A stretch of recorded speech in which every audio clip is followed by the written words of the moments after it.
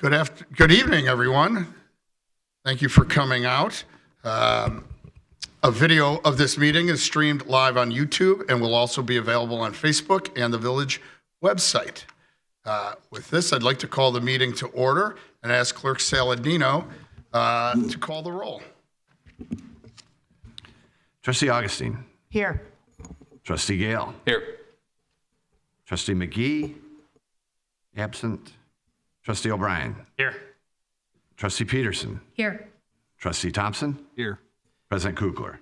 Here. And Trustee McGee notified me that she is recovering from illness, feeling better every day, and we wish her a continued speedy recovery. With that, and I reminded her, and I'll say it probably a couple more times, our next meeting, which is scheduled for the day after Thanksgiving weekend, the Monday after Thanksgiving, we will cancel, which we historically do. So we won't be meeting again until the second Monday in December. With that, I'd ask Village Clerk Saladino to invite the audience to stand and lead us in a Pledge of Allegiance. Please stand.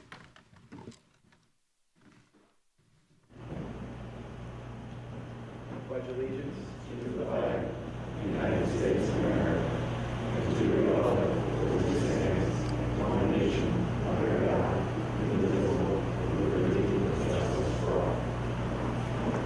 Thank you, Clerk Saladino. I hope everyone enjoyed the Veterans Day holiday weekend. I want to personally thank all our veterans. We have many from all the branches, I believe, in the military, represented in our community family. So thank you to everyone for your service and your dedication and your continued service to our residents.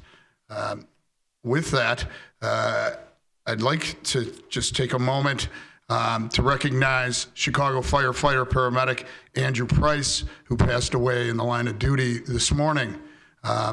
Obviously tragic, and as a board, we want to express our condolences to his wife, his mother, his family, and all of his coworkers.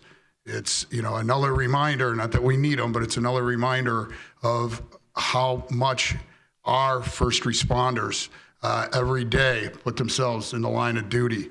And we do as a board, and we do as a community, recognize the sacrifices that the men and women make, and we do truly appreciate that. And I know that everybody on Thanksgiving will be thinking about Andrew Price and his family, and as well as all of our first responders that are going to be working that day to make sure that we're all protected. So it's a heck of a sacrifice, and we do appreciate that. It is also National Crash Responder Safety Week, which is from November 13th to Friday.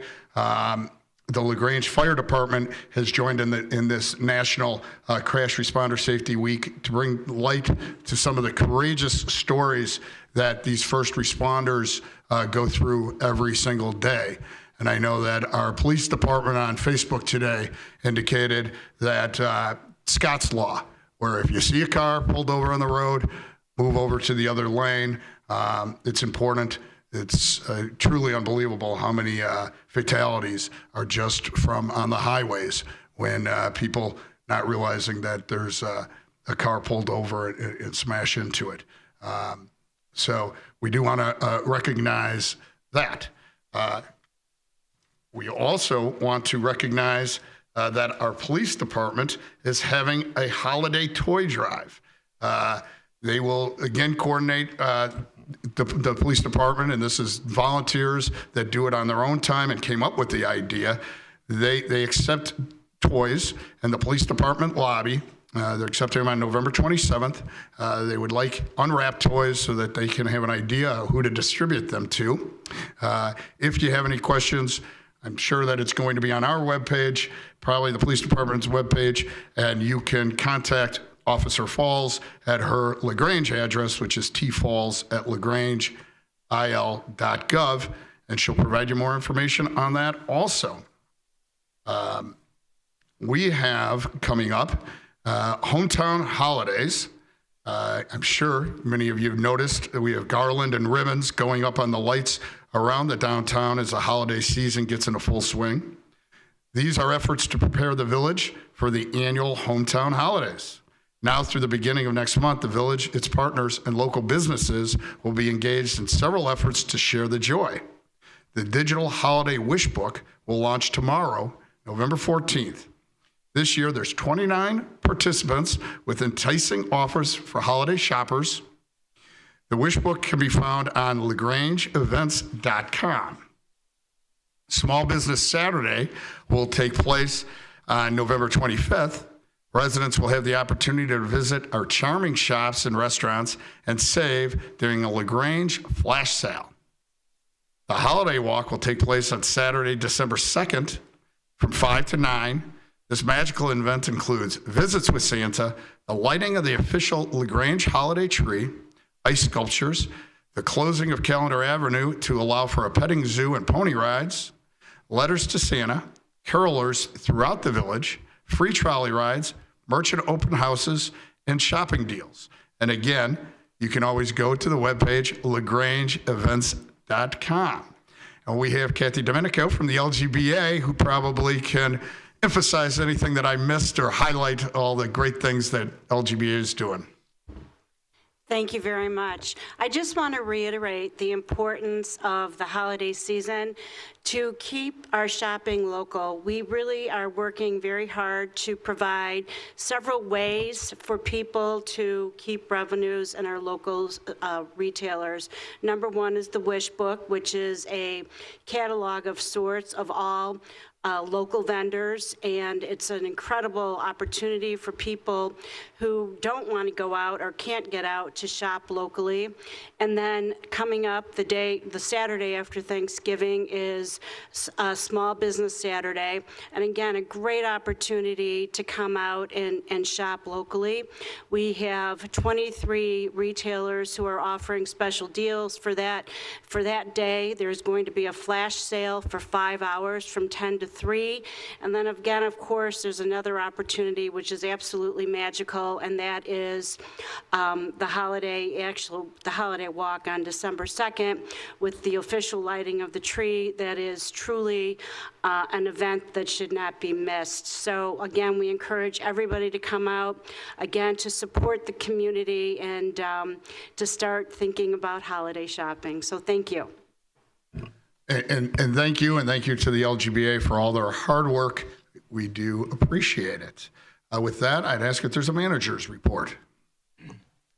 There is. Thank you, President Kukler, and good evening, everyone. At the end of last month, the village board and management team members met to develop and discuss the village's 3-year strategic plan. Over the coming weeks, the plan will be finalized and presented to the village board for review. I just wanted to take the opportunity to thank the village board, our management team members, and everyone for the discussion and leading the effort. Coming up with the Thanksgiving holiday, we have village administrative offices which will be closed on Thursday, November 23rd and Friday, November 24th. Emergency services will remain available through those days into the weekend. Second board meeting of the month, as mentioned earlier, will be canceled on Monday, the 27th, due to the holiday. On that day, administrative offices resume regular business hours at 8:30 a.m. And from the village staff, we wish you all a happy and enjoyable Thanksgiving. That concludes my report. Thank you, Village Manager Knight.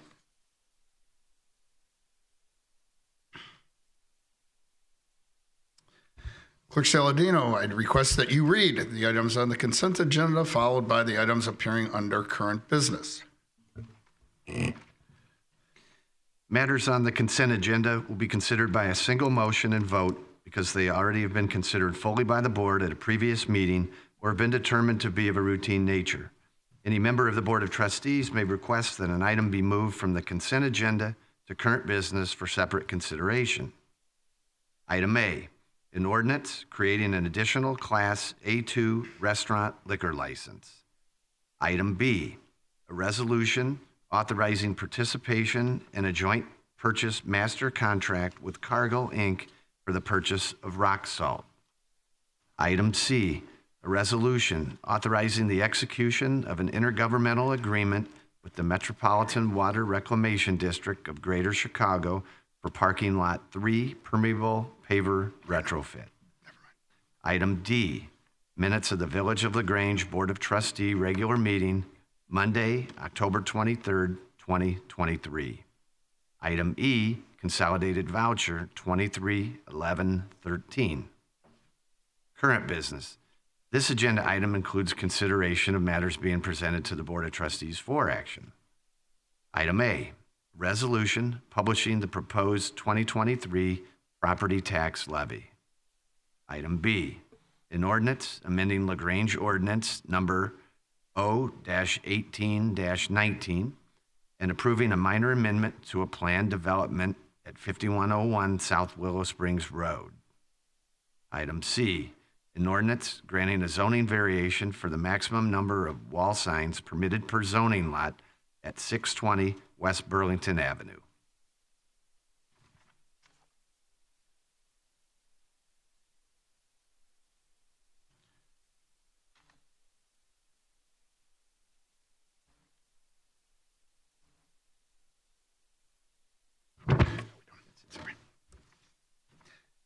Thank you, Clerk Saladino.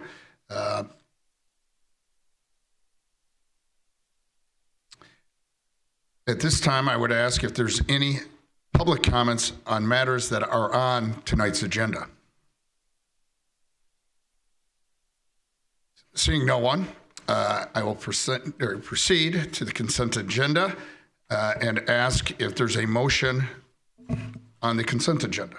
I move for approval of the consent agenda as presented. Thank you, Trustee Gale. Second. Thank you, Trustee O'Brien. Any discussion?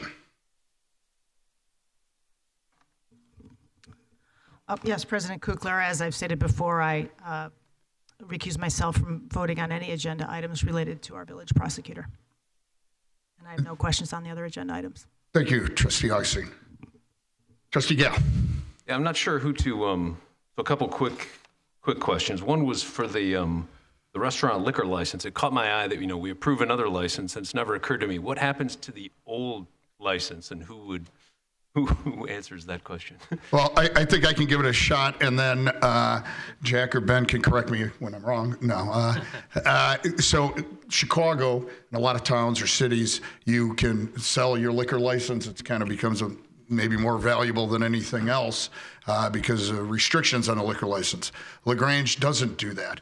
LaGrange does not have any extra liquor licenses. LaGrange issues a specific liquor license for the operator of that business. And when that person stops operating, that liquor license vanishes. And if it's a purchase or a new investor or something, then a new liquor license gets issued. But the people that own that liquor license, there's no value, there's no sale in a LaGrange liquor license. All right, great, thanks. Then just a comment just on the MWRD agreement. Just, every drop helps. I'm glad, Rick, to see that we've got that locked in, and we'll get that project done. And that's next summer? Is that when we're doing that? Yes, we're tentatively that's planned for next summer, Okay. All right, thanks. 2024. Yeah, and I guess since you brought it up, it's probably a little more than a drop that the parking lot will now take. So right now it's a paved parking lot where all the water runs off into the sewers, which fill up in the deep tunnel. It will hold 37,800 gallons of rainwater. I'm not sure how much that is really, but I think we may hear from some painters that may know how much our water tower holds. But it's a decent amount of water. And again, we are doing our best to get water out of the deep tunnel so that water that's now going into people's basements will have space in the deep tunnel to go. So that's the goal, and that's why we're working on that project. Again, the MWRD is paying for some of the permeable pavers. We're paying a large portion of that, as well as the normal cost of repaving it. So thank you, Trustee Gale. Seeing no other comments, I would ask for a roll call vote on the consent agenda. Trustee Thompson. Aye. Trustee Peterson. Aye. Trustee Augustine. Aye. Trustee O'Brien. Aye. Trustee Gale. Aye. And that passes unanimously. I'm going to move right on to current business. Under A, we have Trustee Thompson giving us an overview of the current business resolution publishing the proposed 2023 property tax levy. We will not be voting on the property tax levy today, but we will be discussing the village's plan and making sure that that's public. And then at the next meeting, we'll be conducting a vote. And with that, I'll kick it over to you. Thank you, President Kukler. So a resolution publishing the proposed 2023 property tax levy. The property tax extension limitation law applies to non-home rule municipalities and limits property tax increases to 5% over the last year's final levy or the consumer price index, whichever is less. This rate is set by Cook County and has been set for the upcoming year at 5% for the 2023 levy year, which is below the consumer price index for the tax year of 2022. And as a point of reference, the CPI in December of 22 was 6.5%, which is in line with inflation. New construction is included in the equalized assessed valuation called EAV calculation for the final levy for the village. In the past, the village has estimated new growth of 5 million EAV. It is critical to capture new growth in the year it becomes available. Failure to capture new construction results in it becoming part of the succeeding year's base EAV and therefore not subject to an increased levy in future years. As the property tax levy will automatically be lowered by Cook County if new growth does not occur as estimated, the proposed levy amount includes an estimated $8 million in new growth. The village property tax levy consists of several separate line item levies. The general fund levy, in total, is the amount available under the tax cap law after funding the village's pension levies. It is important to note that due to the tax cap, any increase in an individual line item levy will result in a corresponding decrease in another individual line item, with the overall levy amount remaining unchanged. The police and fire pension levies reflect the annual required contribution based on an independent actual valuation for each fund for the current year end. The reports were prepared by the Police and Fire Pensions Fund Independent Actuary, Mr. Todd Schroeder from Lauterbach and Amen. Pension costs for the Police and Fire Pension Fund have increased by an average of 8% from last year's actuarial evaluation and are projected to increase each year to meet the 90% funded by 2024 requirement. The LaGrange Public Library is classified as a municipal library rather than a separate public library district. As a municipal library, the library does not have its own authority to levy property taxes. Therefore, the library levies taxes as part of the village's annual property tax levy process. The village board's decision on the property tax increases affects the library as well. The proposed amount reflects the allowable increase under the Property Tax Limitation Act and is equal to the amount of the proposed increase of the village tax levy request. So the library gets what we get, in other words. Special Service Area Tax Levy 7 is to fund ongoing maintenance of the Central Business District. The Special Service Area Tax Levy is not subject to the truth in taxation requirement. However, by ordinance, the Special Service Area Levy is to be adjusted annually by the Consumer Price Index as part of the Property Tax Limitation Act. Special Service Area Tax Levy 9 is part of the Uptown LaGrange Development Project, in which the developer constructed and enhanced sidewalks around the perimeter of the project. Since no funds were expended from the reserves for that sidewalk maintenance or repairs, the village will not impose a levy for the SSA 9 as part of the 2023 property tax levy request from Cook County.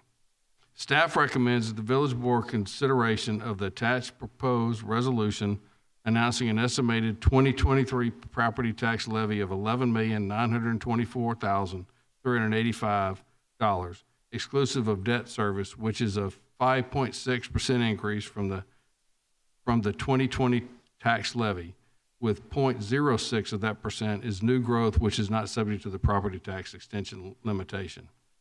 As the 2023 preliminary tax levy is solely announced at this time, the tax resolution may be amended prior to adoption. The actuary for the Police and Pension Fund, Mr. Schroeder, will provide a brief presentation discussing the valuation results and answer any questions from the village board. Thank you, Trustee Thompson. And we'll have Mr. Schroeder come up. And just one thing to clarify, it's my understanding, and Ben, correct me if I'm wrong, the way the property tax works with the library is they make a request to us, and we can fund that request at whatever level we want. So it doesn't have to be the same as ours.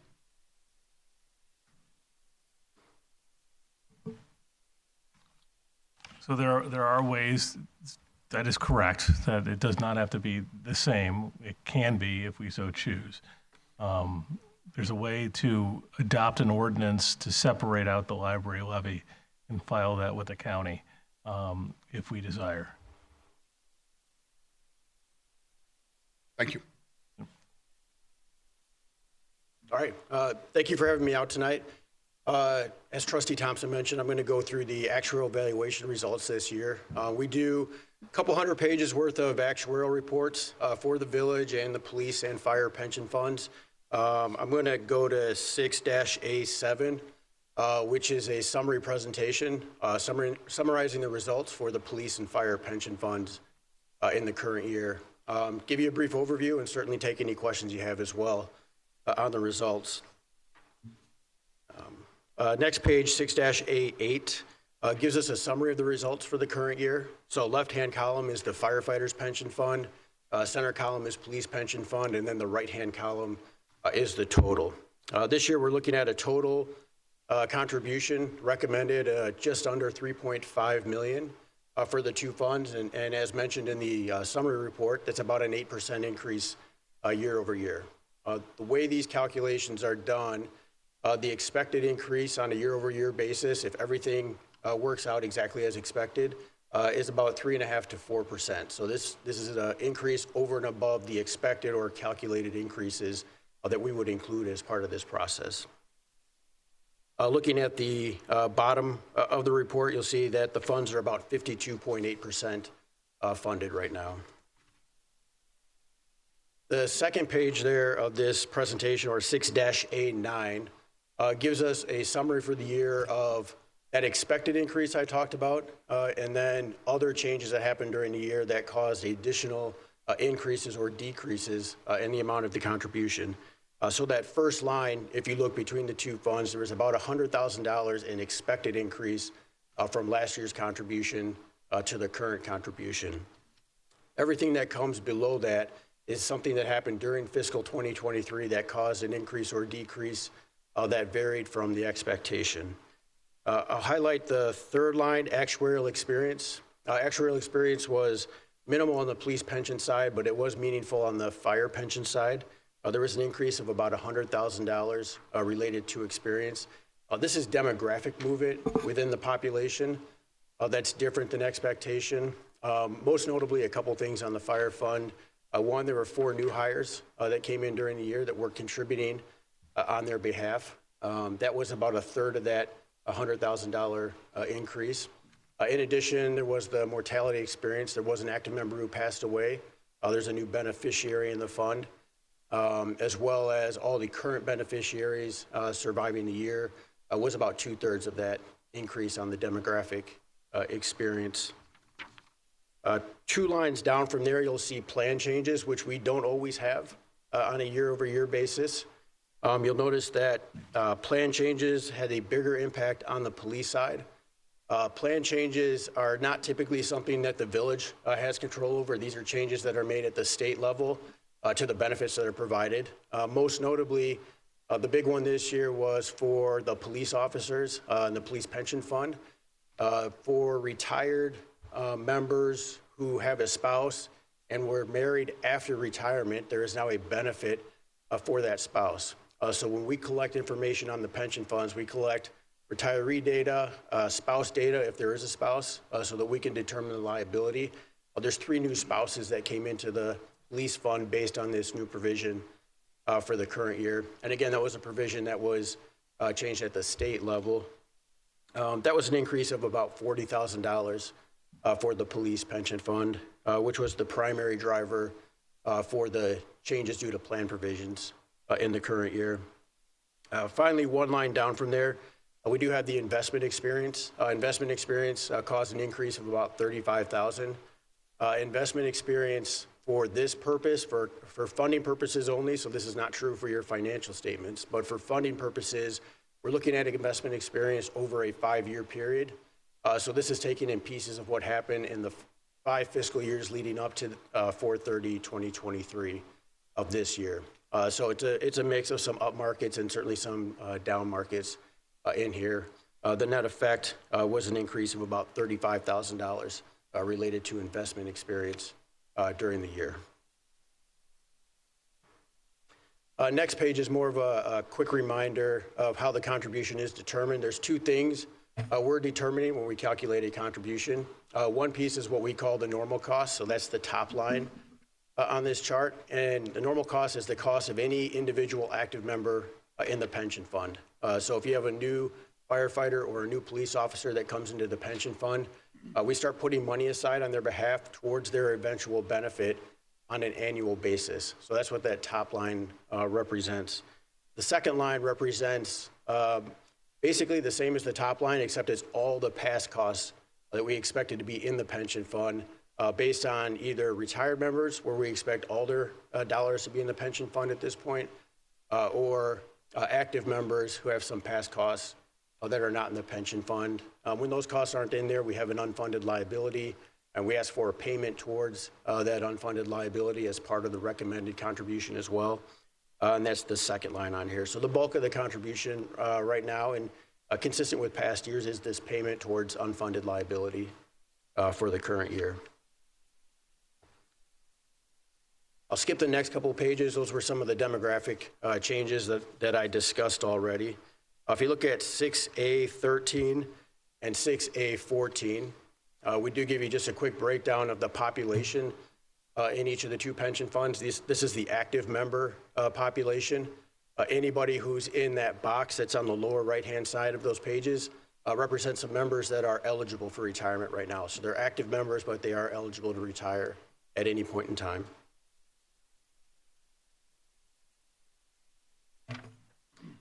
On page 6A15, one other thing we keep an eye on as we take a look at the projected increase in benefit payments in the upcoming years.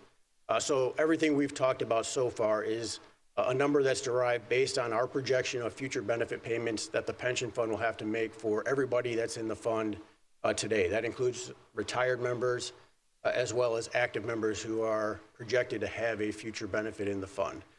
So we project those benefits out until the last active member is paid out, use that information to build everything we've talked about to this point. Right now, current benefit payments are about $4.6 million between the 2 funds. So that's $4.6 million in cash going out from the 2 pension funds on an annual basis. Over the next 5 years, we do expect that to increase about 13%. Over the next 10 years, our expectation is about 28%-ish. On the increase. So those are relatively small compared to other pension funds. And that's reflective of the fact that your funds are pretty mature. You've got more inactive members in the pension funds than you have active members. So we're not expecting as fast of a benefit payment increase going forward as, let's say, our average police or fire pension fund that we work with.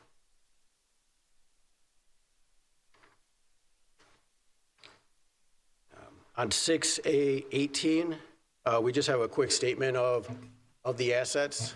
This is on a market value basis. This is also part of your audit. It's just a statement of changes in assets. Returns for the year, year over year, just looking at the 1 fiscal year, we're about 1 or 2% on the 2 pension funds for fiscal 2023. One last thing I'll note that we keep an eye on as well on page 6A19. Second bullet point for each of police and fire. We do watch for cash flow, and it's a number that we track year over year. On the fire pension fund, right now the benefit payments are about 12.5% of the outstanding assets. On the police side, it's about 11.9%. So it's very close to a threshold where we start to comment on it or discuss it a little bit. And the reason for that is if you get much above that number where your assets are less than 8 times your benefit payments, it becomes harder and harder to earn the long-term investment returns simply because there's a lot of cash that's held out to make pension payroll and to make sure to make pension payments. So as the fund continues to grow, Ideally, we're looking for the fund to grow a little more quickly than those benefit payments we looked at on the prior page to try to bring those ratios down a little bit. They've been pretty consistent around these marks right now. It's been a bit of a choppy market year, certainly after a year like 2023, when the assets come in under expectation, we would expect these to bump up a bit, simply because the benefit payments are just continuing to increase year after year. There's some additional information in here that's in the audit, some of the projections that we do for financial statement reporting purposes, but I think I'll pause here and entertain any questions you might have about any of this information. Thank you very much. Any questions for the actuary? We appreciate it. It doesn't look like we have any questions right now. So we don't have a motion, correct? We're just discussing the tax rate? Or do you want to, should we do a motion first? If somebody would like to make a motion, you could take a motion.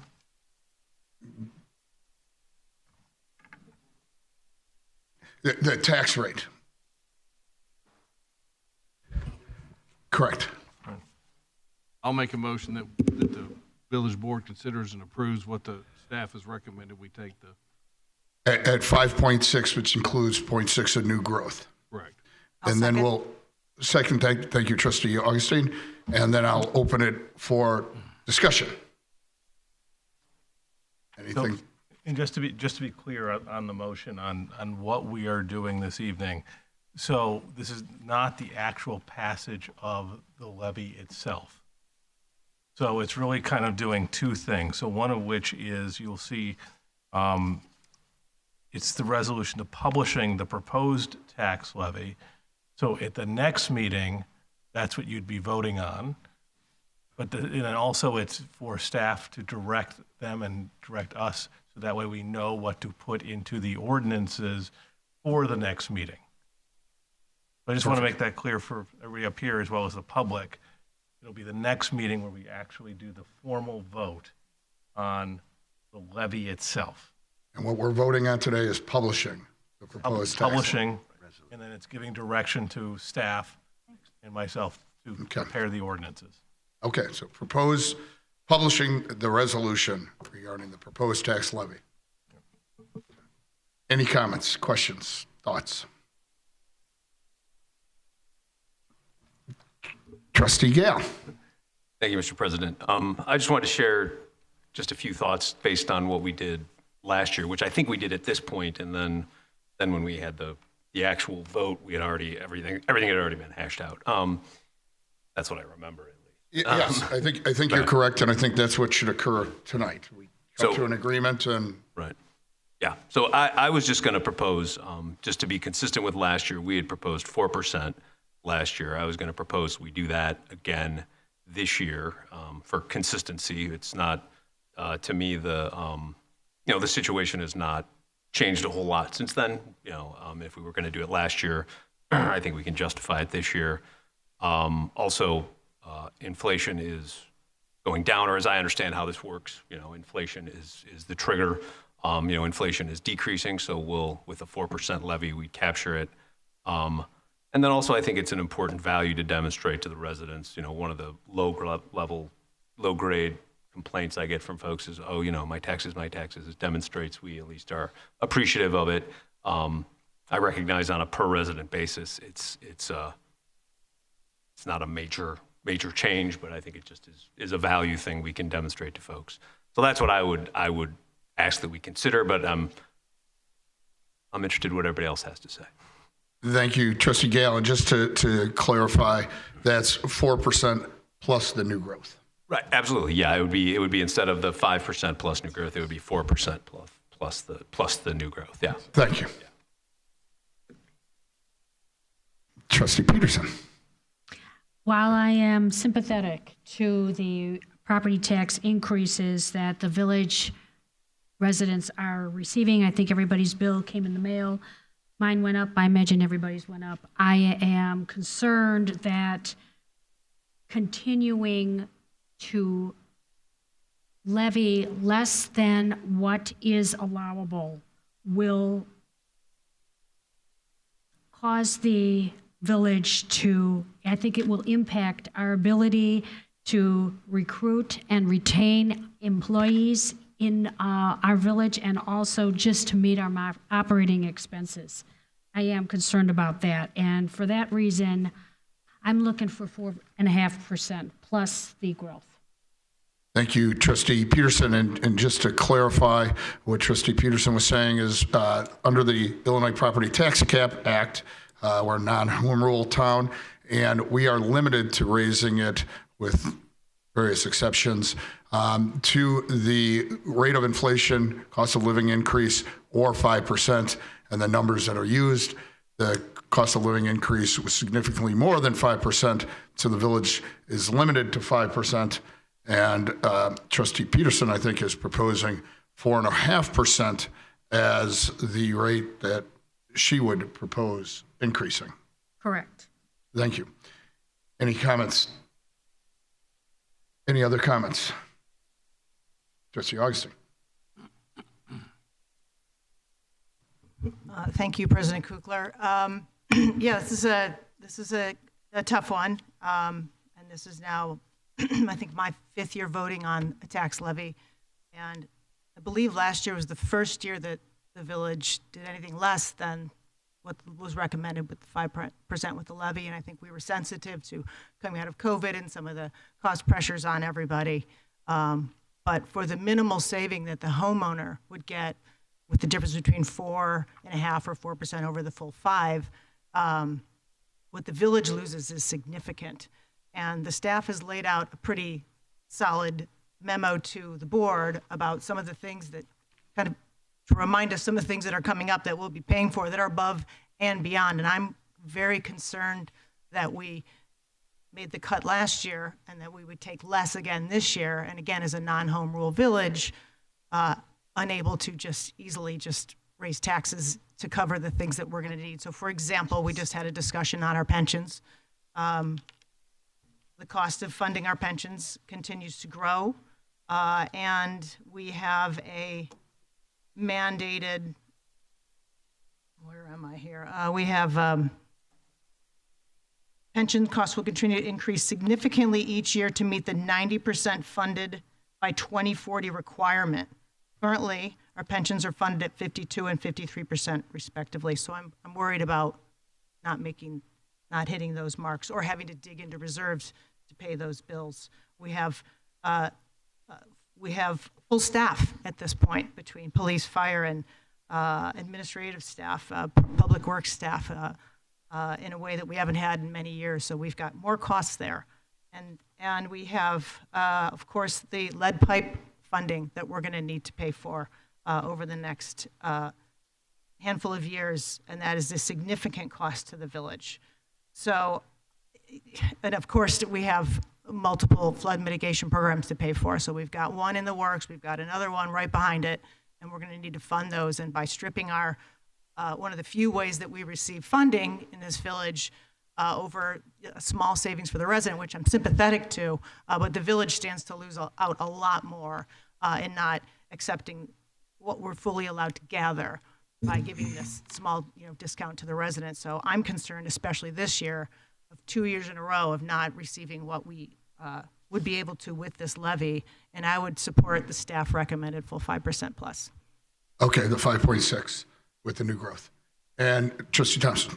Thank you, President Kukler. And I guess the question, so after the police and fire so if police and fire gets money first and then we take less, is that the way? So By we, the general fund. Yeah, the general fund. So is this police and fire pension catch-up continues and changes that bring like spouses added to the, which totally caught me. You get married. I've never seen a contract where you get married after you retire and you add the spouse to it. So we continue to fatten these pensions. It makes it more difficult.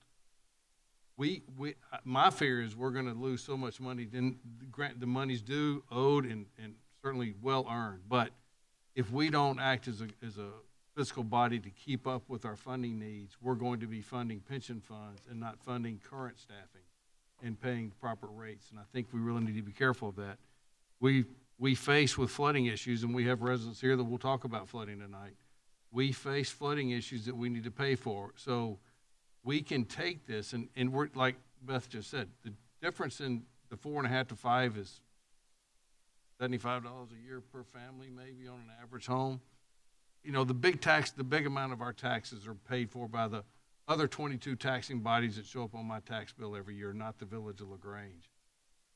By us not taking the money now just puts us further and further behind. We're going to be in a point where but do we have to then go out and ask for a bigger bond issue to float higher sewer taxes and higher water taxes, where you now have to have every citizen vote on it and have to push that through and go through the hard spot?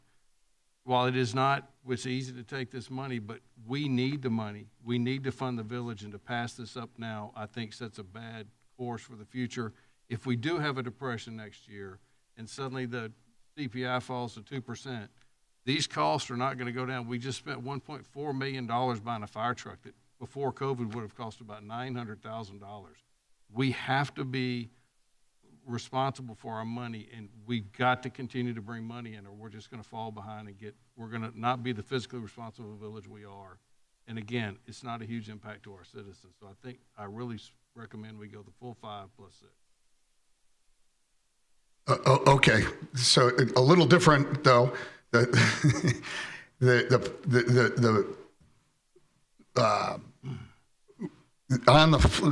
matter on the floor was 5 plus 0.06. Right. Did you say 4.5? No, I said 5 plus 0.6. Okay, I misunderstood you. So 5.6. Okay. Anybody else want to? Trustee Gale. I just had a quick question, I guess, for staff. And it had caught my eye in the report too about the lead pipe replacement, the service lines. Is this? I mean, I thought the service lines was an unfunded mandate. Like that's not like but we're not responsible for paying for it, right? Yeah, so the way the legislation works is that we are responsible for the village's portion of the service line, so Okay. up until what we consider the B-box. So you recall the Brainerd Avenue project? Right. When we went through and replaced the service lines there, the village incurred half the cost of doing so and engaged the residents in the other portion of that project. But wasn't it, I seem to recall, isn't the resident, don't they have the choice? Like if a resident says, I don't want to do it, right, then it stays a lead service line? They can waive it, although that particular piece of how we apply the act is currently under conversation, as I understand it. Okay, that's what okay. Right, I guess we should clarify because I live on Brainerd or right off Brainerd, so all my neighbors are going through it, and they checked my house, and I did not have a lead service line going from the Buffalo box or B box to my house. Had I had that, then I would have had to replace that at my cost or have a lien against my house. It's my understanding that the village is replacing all the lead lines to the B box, regardless of whether a homeowner accepts or rejects doing it. Correct. Yeah, that's how I apply the program. So the costs that are the village's costs are to go from the main to the B box. Okay, so this isn't the service line. It is a service line, but it's the village's portion of the service line. Got it. Okay, this isn't the when I think service line, I think from the B box to the house. Yeah, this is the other side of We're it, not coming off paying, the main. to right? the We're not B-box. paying for the B box to the house. Correct. Okay, got it. Okay, well then all right, that is what I understood it to be. Okay, we were just talking about we were talking about two different things. Yeah. Okay, thanks. I just wanted a clarification on that. Yeah. Thank you, Trustee Gale. Trustee Peterson. I have a question for the council. Can I make a motion to amend the current motion on the floor? You can? I am moving to amend the current motion on the floor of 5.6% to 4.5% plus the new growth of 6%, 0.6%. Okay, is there a second on the motion to amend? I'll second it. Okay. Now the motion that's before the board is no longer on the 5.6, It's now been on 4.5, but if that doesn't pass, then I guess we go back to 5.6, or how do we? So the first step is to vote on the amendment to the motion. So motion on the floor, right, the motion was 5 plus 0.6. Now we have the proposed amendment to the motion. We vote on that first, and if that fails, it remains as a 5 plus 0.6. And what does that motion to amend need to pass by? Just a simple majority? By a majority. Okay. Yep. So, on a roll call vote, well, any further discussion on what's going on? So there is a motion before the board to amend the proclamation motion. If it's passed by at least 3 trustees, the motion would go from 5.6 to 4.6. No, 6.1. I mean 5.1. So it would go from 5 plus 0.6 to 4.5 plus 0.6. Everybody So a get total that? of 5.1. So that's what's before us right now. All right. So you're not voting on the actual number itself. You're voting on what the motion should be, if that makes sense. So if it passes, then the motion on the floor will be the 4.5 plus 0.6, and then we'd have to vote again when you're ready. But Yep. Okay. So any discussion on the motion to amend? No? Okay. Down here, any discussion on the motion to amend? With that, I would ask for a roll call vote on the motion to amend. Trustee Peterson. Aye. Trustee Gale. Aye. Trustee O'Brien. Aye. Trustee Augustine. No. Trustee Thompson. No. That motion passes. Now, the motion is the proclamation, what we're directing staff to do, and that would be to go with a 4.5% increase plus the new growth, which staff is putting at 0.6. With that, any discussion on that motion? Any further discussion, I should say? Just a point of clarification for the library, is that held out separately, or is that going to be effective? Do we have to decide that right now, or can we go to the library and ask them what they want? Being 4.5 or 5. So you can go to them and ask, but we need to know in terms of the overall levy at the moment what the direction is. But before the next meeting, we can change it if need be. Okay, I don't know how if that clarifies, but So do we have to specify by voting right now that the library would be in at 4.5, or since I don't know if the library's been asked and if they've told us they wanted 5, or if their board's weighed in on this at all. And I assume nobody from the library's here. so if you can do it one of two ways. Either just do an overall number and then ask the library and then next time address it. Or if you wanted to, to amend the motion and add to the motion so you have the proposed rate for the village, and then you could do the same thing for the library. And you could, if you choose a separate number, do it that way. And it would be up to the motion maker to make that decision. Good.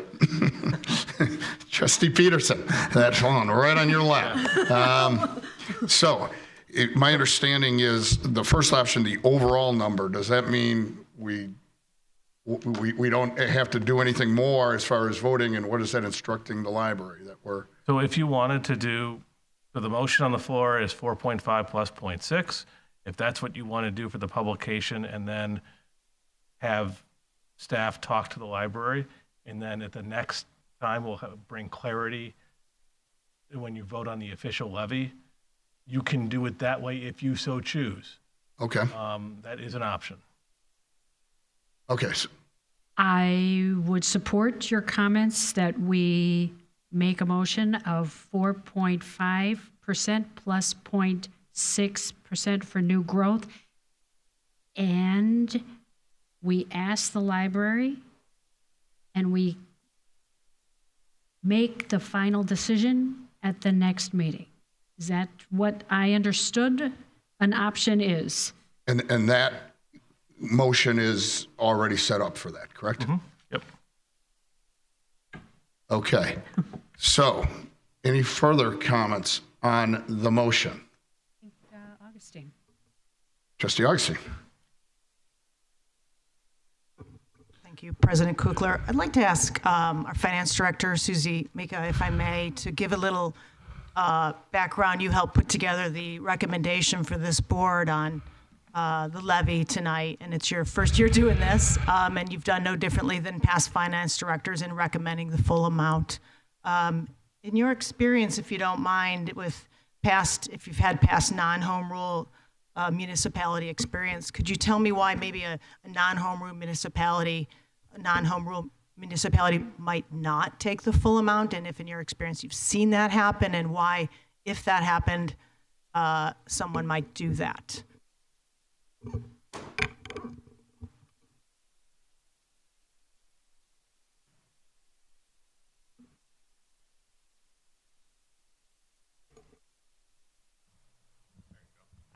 Sorry, it wasn't working.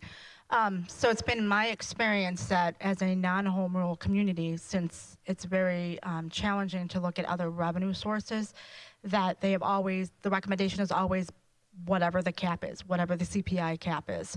And the reasoning behind that is so that you could recognize the growth and whatever the assessments are on the properties and recognize it right away. If you don't, you lose out on that potential revenue source for future years to come, and there's really no chance to recoup those monies. So in my experience, that's the recommendation that I have always made, and previously, the previous finance director, Lou, that was his position as well. But those are the reasonings for that. Looking at what your expenses may come at going forward also plays a role into that decision as well. Okay, thank you. Thank you. And over the next 10 years, between the lesser amount we've taken in the past year, and then if this passes, the lesser amount we take of the levy this year, we could stand to lose funding of somewhere close to $3 million over the next 10 years, something like that? Well, so with only going at the 4% that we did last year, we're losing out on a potential $115,000 for this coming year. And I'll take that and multiply it for every year going forward. So 115,000 plus your increase every year for the next 10 years is going to be a little over $1 million. Then whatever you vote to decrease now will be deferred as well. Okay, thank you.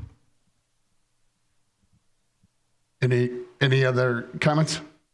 I just still bring up the fact that that's flood money that we're just giving away and not giving our citizens a chance to collect now. And why we're scared to, I mean, in the dollar amount to the citizen in this, I'm taking a huge hit. I'm taking the 30% like everybody else is. But the dollar amount hit to our taxes on this change with the village portion is very small. And so going 4.5 versus 5, to give up that money, we gave up, I didn't realize it was $115,000 a year, every year from now on. So that's $1 million in the next 10 years, which would go to pay for a lot of programs that we desperately need in this city. And the lead line is still an issue. We still got to dig up every street in the village to replace all the water lines. So we got a lot of money to spend in the next several years. So we're either going to get it through taxes or we're going to get it through fees and bond issues. And this is a lot easier than trying to get a bond issue passed. So I will still stand at voting against the 4.5. Thank you, Trustee Thompson. Before we call this for a vote, any other questions, comments? Please, Trustee Gale. All right, thank you, Mr. President. I just wanted to add, you know, it's a thought I always have. I mean, I just hate property taxes. I mean, not in the sense that I don't like taxes. You know, you can't take a small portion of your property, break it off, right, and sell it to pay your property tax bill, right? I mean, this comes out of your pocket, right? It comes out of your income. And that's what's maddening about it. You know, it's a valuation of something you own that's a fixed asset that, you know, it's just locked, and then you have to, you know, it's out of your checking account, out of your pocket, you have to pay the bill, and that's what's frustrating and maddening about it, and why we agonize over, well, at least why I agonize over it, because it's you know, it's taking something you've got, somebody comes along, oh, it's worth this much, you have to pay this amount, but then you write it out of your income as opposed to, you know, income tax, which, you know, that stinks too, you know, and you get to see how much you could have had, and then a portion is taken out, but just frustrating. Yeah, I just wanted to share that. I like the idea of the 4.5. I'll be supporting it. Thank you, Trustee Gale. Seeing no other comments, I would ask Clerk Saladino for a roll call vote. Trustee Thompson? No. Trustee Augustine? No. Trustee Gale? Aye. Trustee Peterson? Aye. Trustee O'Brien? Aye. And So President Kukler, you get the vote on this. I vote. You vote because we only have 3 votes in favor, which is not a majority of the whole. Okay. And I did communicate with Trustee McGee prior to this and asked her, and she indicated she was comfortable at 4.5%, and also I'm comfortable at 4.5%, so I vote aye. And the motion now carries 4-2. Thank you. Yep. And we will, in the resolution that is in the packet, we will adjust the number because the number is the sum total $11,924,385, and we will reduce that and fill in the based on the percentage you just approved. Thank you, Council. We appreciate that and you keeping us on the railroad tracks, so to speak. With that, moving on to B, an ordinance amending the Grange Ordinance 0-18-19 and approving a minor amendment to the plan development at 5101 South Willow Springs Road, which is the University of Chicago LaGrange Memorial Hospital property. And I would move that to Trustee Gale. Thank you, Mr. President. Way back in May 14th, 2018, the Village Board approved ordinance number 01819, granting a major amendment to the plan development for the U Chicago Medicine Advent Health LaGrange, the hospital. The ordinance authorized an addition for the new outpatient center and modifications to the existing parking lot, landscaping, and sign plans. On October 11th, 2021, the Village Board approved an amendment to the hospital sign plan to allow 2 additional signs to the property needed to identify and navigate the new outpatient center. The hospital completed construction of the outpatient center in August 2020. It's continued to work towards completion of the accompanying site work and landscaping per the plan development approval, including a 3-year tree planting schedule. Minor additional landscaping work remains, including limited grading modifications in the northern detention basin to support better plant material. Village staff and the hospital have developed a plan and schedule to address these remaining issues in the spring 2024 planting season.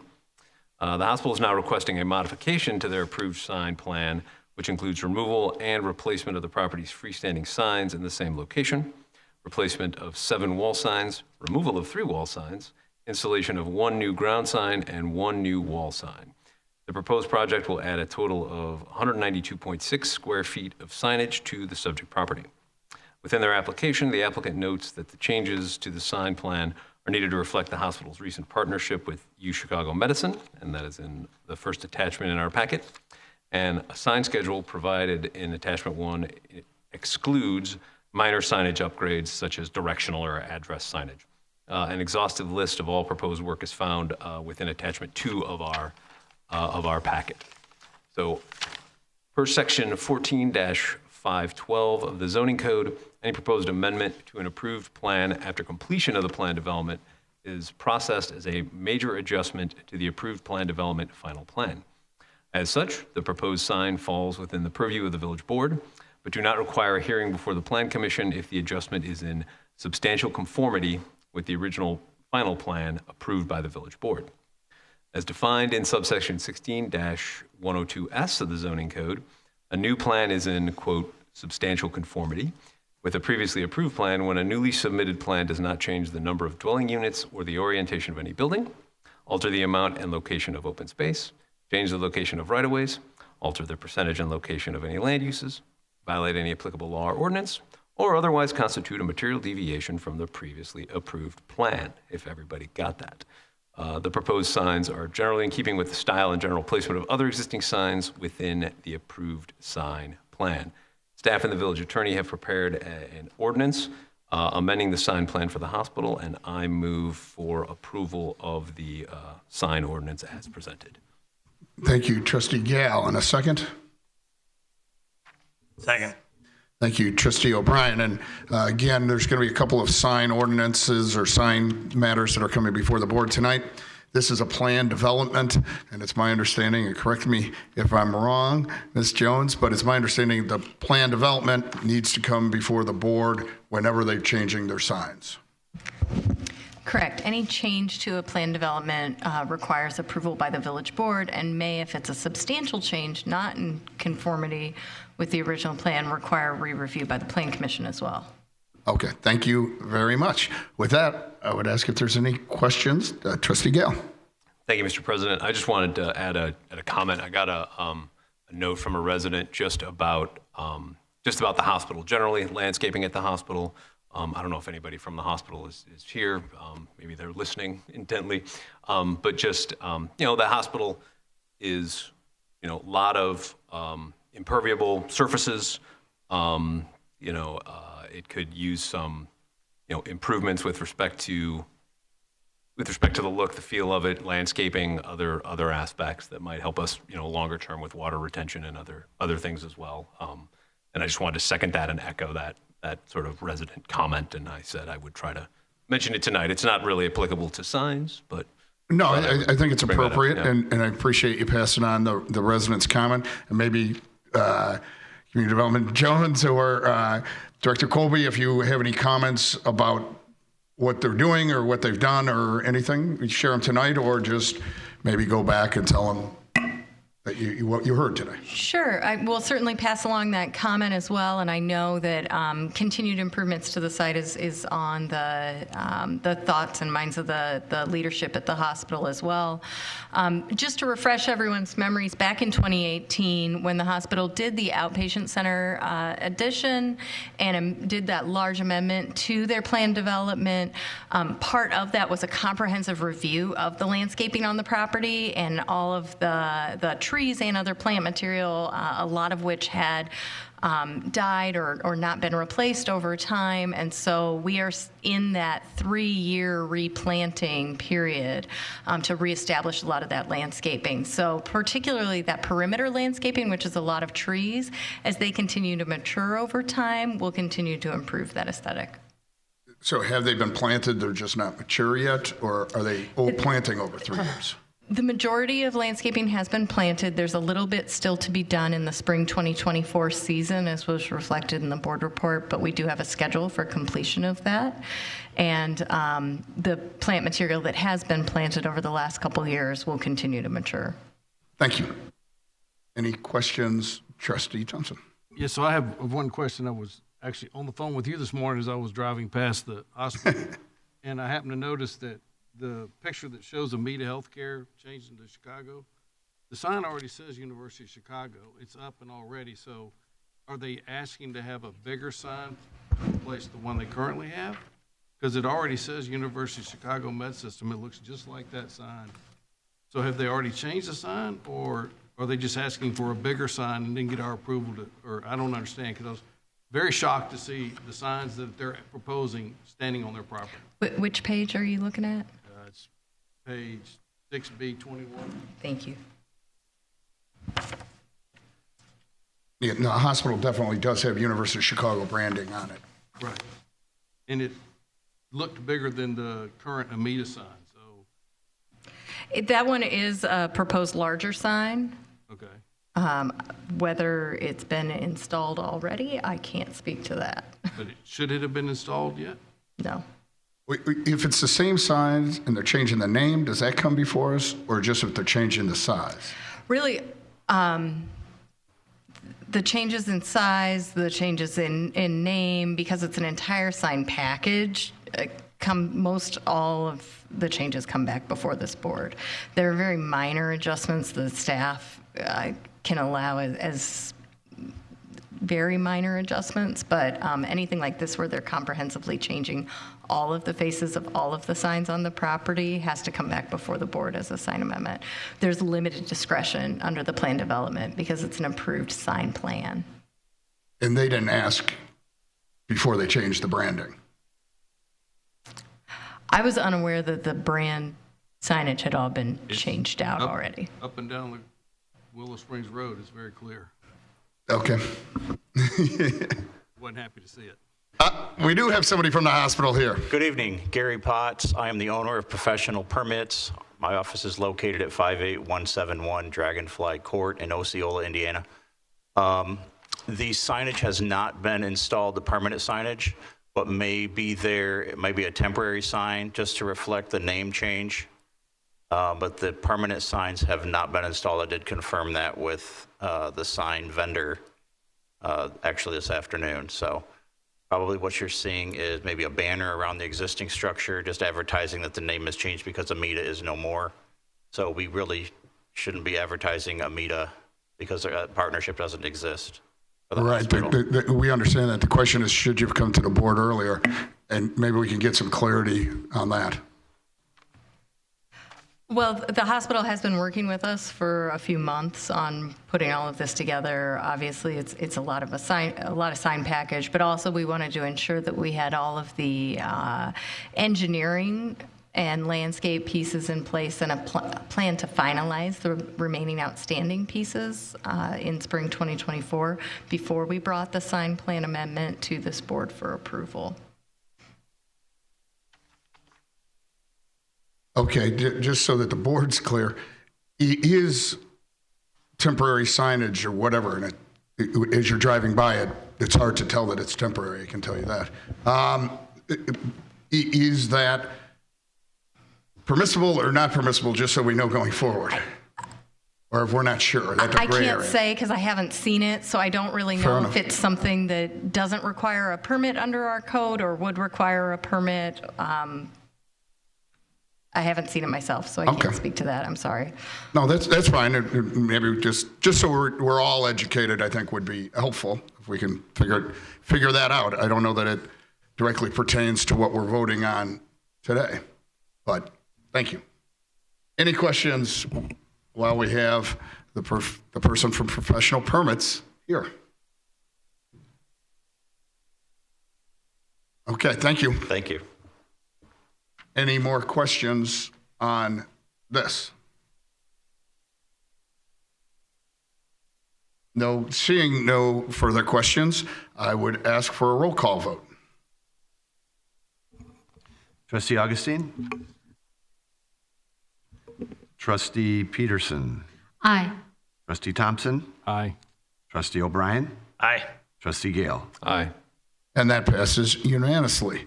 The next up is C, which is an ordinance granting a zoning variation from the maximum number of wall signs permitted per zoning lot at 620 West Burlington Avenue. It was going to be referred to Trustee McGee, but since she's absent, I will introduce it and ask for a motion in a second. Randy Curtis of FNBC Bank and Trust, the applicant, has applied for variations from the zoning code to allow additional wall signs at 620 West Burlington Avenue. Zoning code section 14-303 EG allows variations from most sign regulations.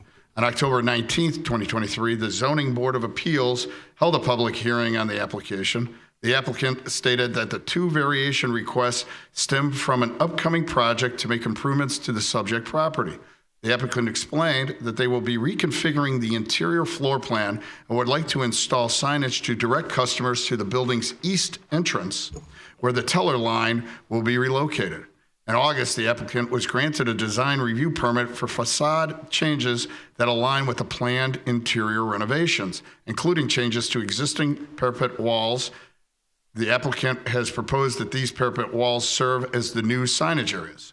The proposed signage and facade improvements are meant to be complementary to FNBC's Wealth Management Building, which is located to the east of the subject property and separated by a shared parking lot.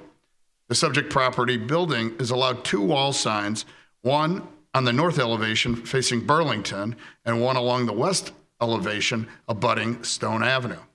At the meeting, the applicant stated that there is an existing historic wall sign advertising the bank's original name on the north facade carved in stone, First National Bank of Grange. The applicant has no wall signage along Stone Avenue and stated they have no intention of adding any and would like the east elevation facing the parking lot to serve as the secondary facade for signage instead.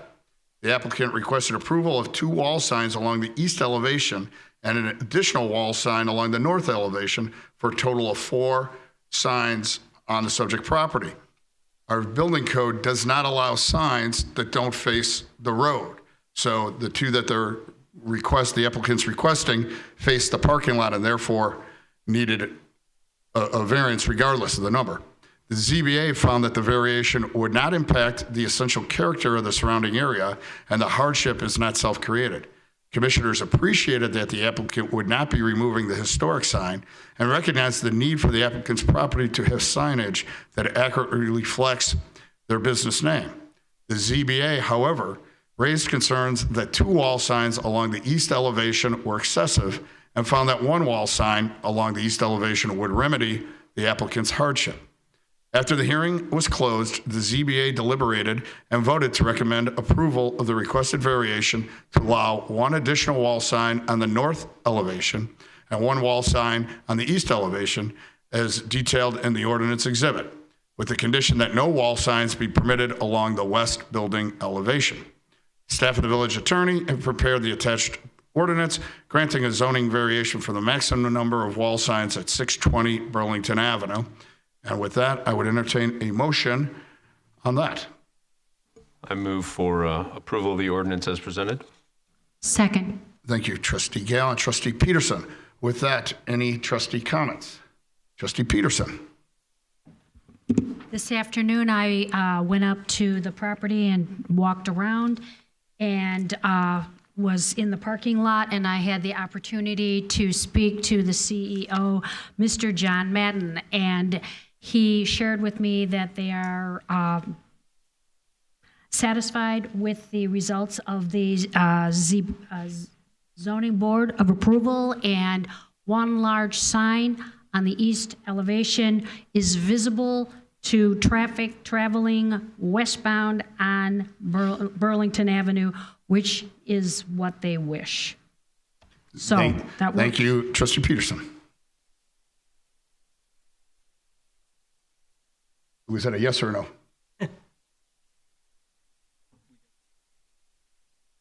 Okay. With that, I would ask for a roll call vote. Trustee O'Brien. Aye. Trustee Thompson. Aye. Trustee Augustine. Aye. Trustee Peterson. Aye. Trustee Gale. Aye. And that passes unanimously. Thank you, everybody, on that. At this time, I'd move to public comments regarding matters not on tonight's agenda. If you're here and do want to comment on the tax, feel free to do that also. So we'll have an exception tonight for that because there was a pretty lengthy debate. And again, we're continuing that for our next meeting. So matters not on tonight's agenda, please feel free to come up or on the property tax.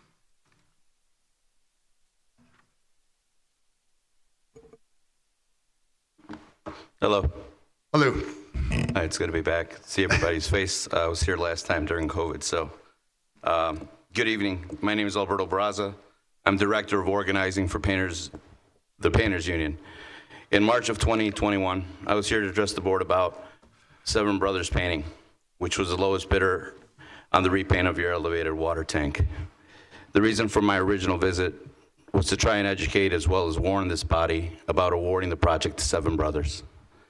The hope and purpose of my visit was to avoid the reason I'm here today. I'm not sure if this board is aware of the current state of the Grange elevated water tank that just 2 years ago was repainted. I have with me copies that contain various pictures of the one-year inspection report completed by the engineering company KLM that I obtained through a FOIA request. If you were to drive past the tank or are looking up at it while walking in Tilden Park, everything appears to be fine. The problem is once you look inside the tank below the high water line, which is the water the village drinks, there are large blisters caused by paint failure that are quite visible, as you can see from the pictures that are obtained from the report. As time passes, the severity of the paint failure will only get worse, as well as the integrity of the clean drinking water. Paint helps protect against corrosion. This is no longer the case in the tank. This is an obvious and alarming concern because it is village's drinking water, which is used daily by citizens of this community. Aside from bringing awareness to this very unfortunate and alarming issue, I'm here to ask the village board to please commit to addressing this issue sooner rather than later. Seven Brothers Painting from Michigan stood in front of this board and said it had 27 years of experience in this kind of work. It appears they failed to prove that here in LaGrange. The Painters Union and its local contractors have been committed to being a resource to the communities in and around Chicagoland for over 130 years. Together, we have a vested interest in ensuring that the water in Illinois is clean and safe to drink. Lastly, paint serves as a protective coating, and the proper application of it is delicate and tedious work, particularly on elevated tanks that hold drinking water. For this reason, the Illinois EPA implemented rules and regulations which require certified painters to work on projects such as these. Seven Brothers did not have any of these certified painters working on the project. Aside from showing up to a meeting like this, there are other measures that can be taken to help ensure situations like this be avoided. I strongly urge this body to please consider adopting responsible bidder ordinance. The ordinance refers to a set of requirements included in bidding documents or contracts to ensure that the selected contractor has the necessary qualifications, experience, financial stability, and past performance record to successfully complete the project. It also promotes the fair competition, protects public interest, and eliminates costly overruns and substandard work. I want to thank you for your time, and I hope that action is taken to resolve this. So thank you for your time. Thank you, and I'm not sure if any of the board members have questions for you. If they do, I'd allow the trustees to ask. If you don't have any, I would have Director Colby respond. Thank you. We appreciate you coming out. Thank you. Director Colby, I know that you're aware of the issues, and maybe you can inform the board as well as our residents. Thank you, and thank you. We appreciate the Painters District Council 14 being present and bringing this forward. This is something that's very much on the radar of the staff of Public Works, that this is a warranty issue. There was work that was performed in 2021, inspection that was performed within a year, right? We do inspections to ensure that the product that's put in is well lasting and it's going to last for a long time. And water towers are elevated, they're hard to get to.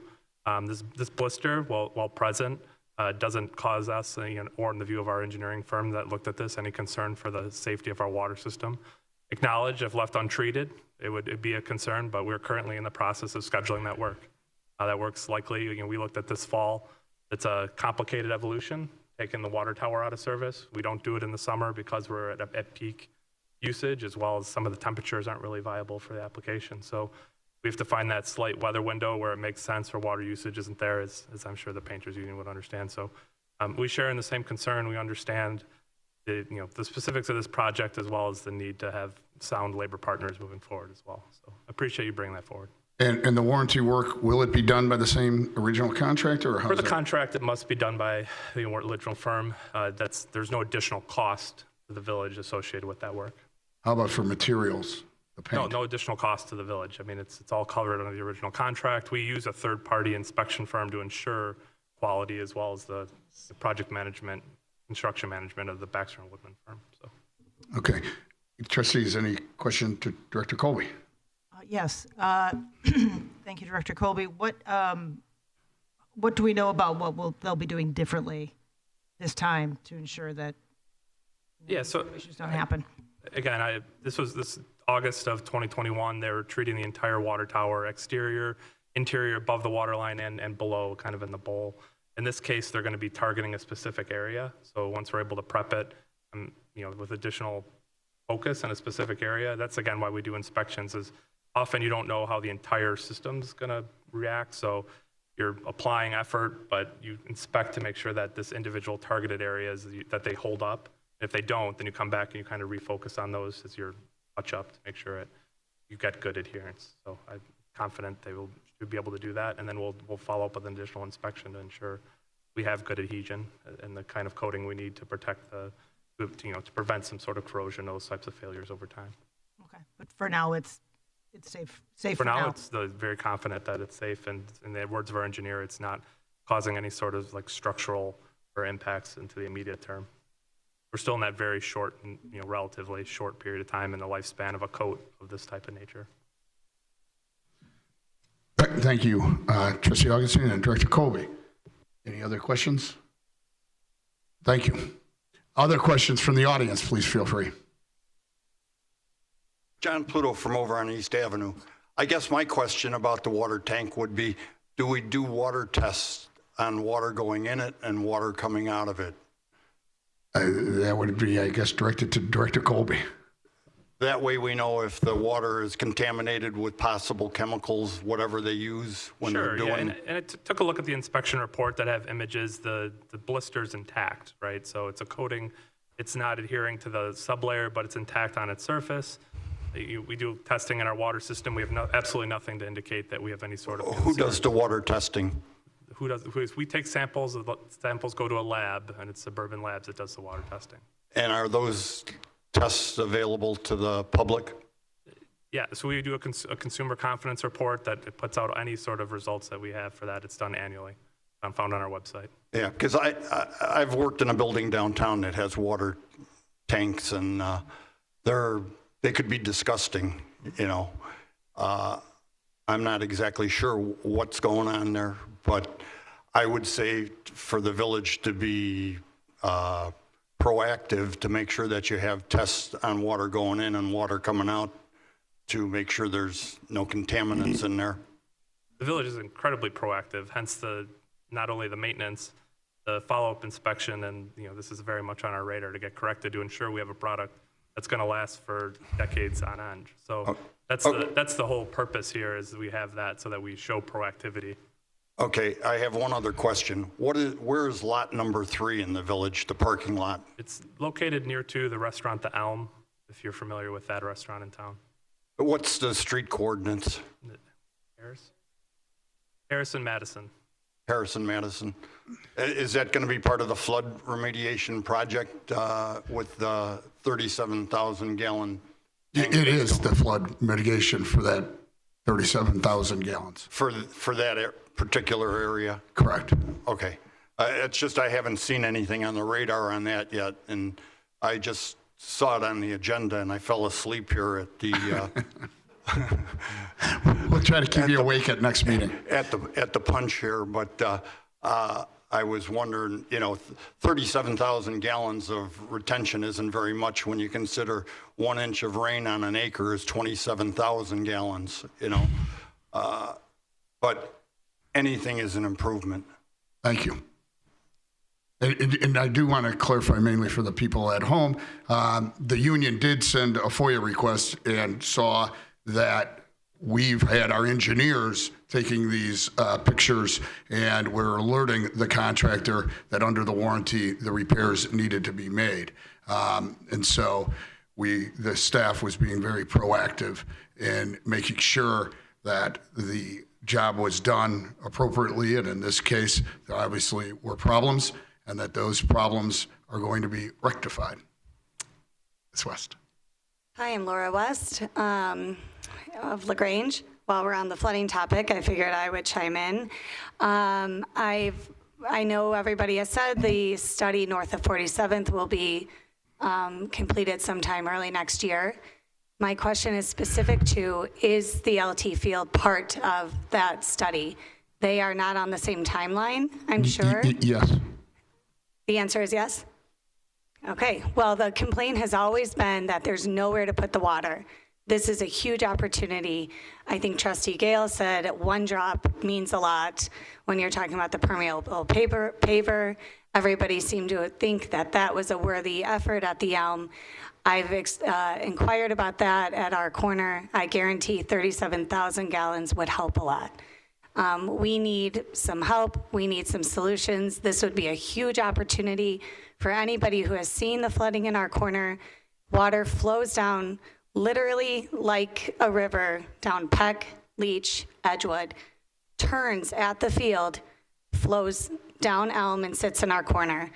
Any water that is taken away from there and contained somewhere else would make a difference where we are. I am very, very, very hopeful that this is used as an opportunity and not another enormous missed chance, just a huge blow to the residents and our hope of ever having this problem solved. I took my kids to the LaGrange Historical Society this weekend and thought, we love this town. Let's learn a little more about it. Let's learn about our house. As I'm looking through the house file, taxes were about $420 in 1950 or whatever year it was. My blue corner house was white. Some things were different. As I'm going through the file and we're having a lot of fun reminiscing, I see a newspaper article from 2001 of my mom talking about flooding and how it just ravages their daily lives. That has not changed. That's over 20 years ago. It's time. This isn't a new issue. This is not something that we are just out of nowhere bringing up and having no patience. 22 years ago, and that she in the article said, for decades we have faced this issue. It was not new then. It is beyond old now. The last thing is I've talked about the corner, the open cap on the center of the intersection, which I believe was intended to capture more rainwater. I've emailed the board about this. I didn't hear one response. It is not working. All it does is add, I don't even know how much sewage. It has tremendously impacted our corner to the negative. Please put a solid cap on that corner. I don't know why it was chosen to get an open cap. Your experiment failed. I appreciate someone trying something at one point, but it has failed. We need that closed again. We need relief. I think everybody knows it, and I appreciate you listening tonight. Thank you, Ms. West. And again, we are waiting on the North study, and we don't want to start making piecemeal changes without getting the study and trying to do it in a comprehensive, well thought out manner led by the engineers. But thank you.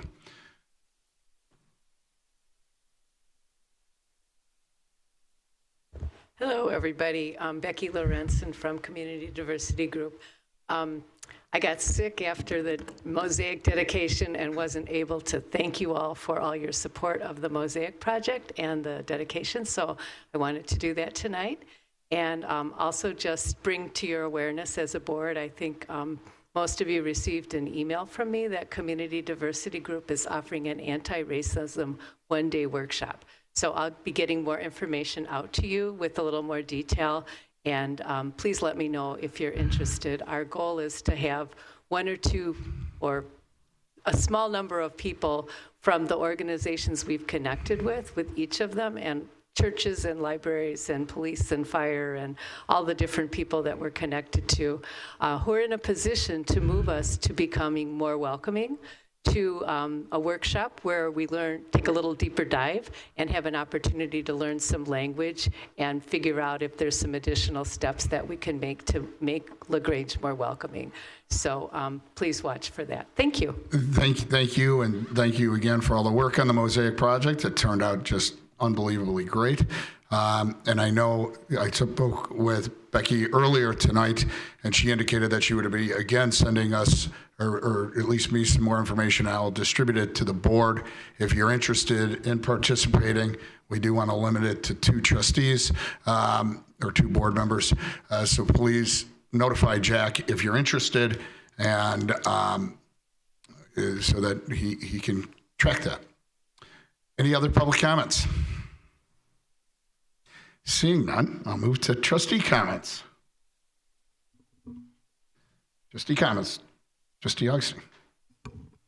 Thank you, President Kukler. I just wanted to say, and I haven't talked about the quarry in quite a few meetings, but a group of residents in several area towns are on the periphery of the McCook Heidelberg Quarry at 47th and East. The group is growing, the group is organizing, and there are some measures in place and some momentum. So if you're not already, I guess the way to connect with that group is the Facebook page, which is called Lyons Township Quarry Information / Underground Blasting at McCook Quarry.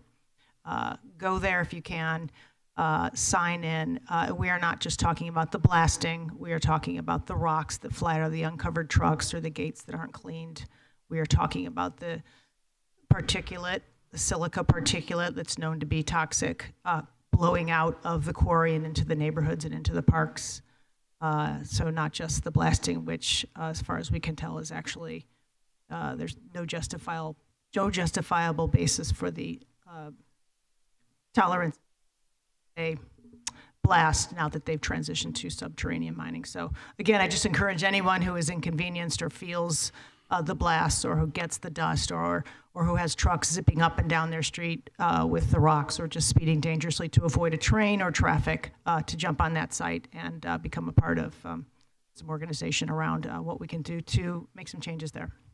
Thank you, Trustee Augustine. Seeing no other trustee comments, I would ask it for a motion to adjourn. I move to adjourn. Second. And all in favor say aye. Aye. Aye. And the meeting is adjourned at 9:06. Thank you, everybody. And again, have a great Thanksgiving. And we will see you at the holiday walk. If not all.